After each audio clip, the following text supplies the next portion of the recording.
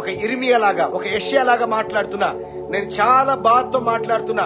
నాకు తెలుసు 10 సంవత్సరాలు సౌదీ అరేబియాలో సువార్త ప్రకటించడానికి అవకాశం దొరకలేదు. సంఘం మౌనంగా అయిపోయింది. నా ప్రభు నా కోసం ప్రాణం పెట్టిన ప్రభుని సువార్త ప్రకటించడానికి ఆ దేశాలు అనుమతి ఇవ్వలేదు. ఆ బాధ నాకు తెలుసు, ఆ వేదన నాకు తెలుసు.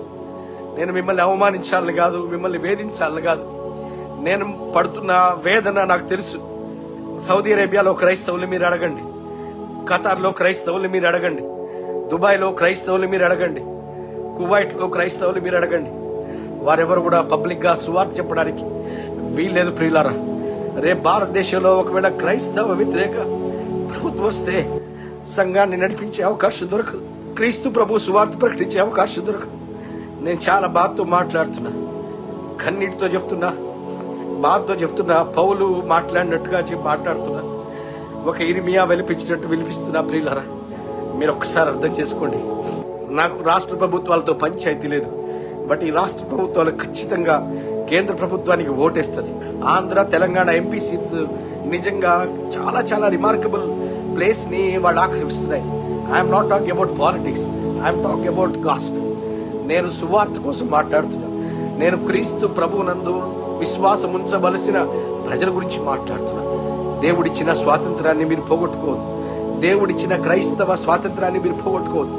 500 కోసమో 5000 కోసమో మీరు క్రైస్తవ వ్యతిరేకులకి మీరు ఓటేసినారంటే నిజంగా మిమ్మల్ని దేవుడు కూడా కాపాడు ప్రియులారా. ఇప్పుడు ఖచ్చితంగా ఓటేయాల్సిన అవసరం ఉంది.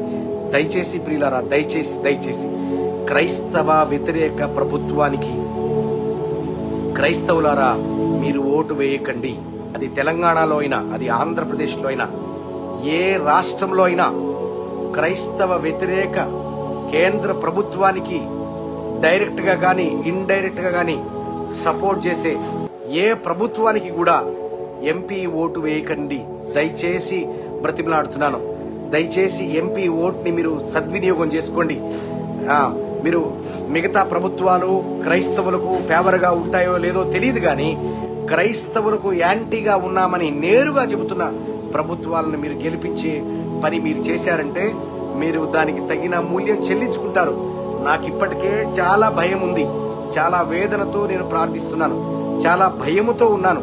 ఇది అవిశ్వాసం కాదు, రాబోయే ఉపద్రవాన్ని బట్టి వేదనతో నేను ప్రార్థిస్తున్నాను. మీరు ఖచ్చితంగా క్రైస్తవ వ్యతిరేక ప్రభుత్వాన్ని గనక మీరు కేంద్ర ప్రభుత్వంలో రావడానికి నీ ఓటు కారణమైతే దేవుని ఉగ్రత నీ మీదకే వస్తుంది. దేవుని ఉగ్రత నీ వేలికే వస్తుంది. దేవుని ఉగ్రత నీ మెదడికే వస్తుంది. దేవుని ఉగ్రత నీ కళ్ళకే వస్తుంది. దేవుని ఉగ్రత నీ గుండెకే వస్తుందని మరొక మారు కన్నీటితో హెచ్చరిస్తున్నా, కన్నీటితో బ్రతిమలాడుతున్నా.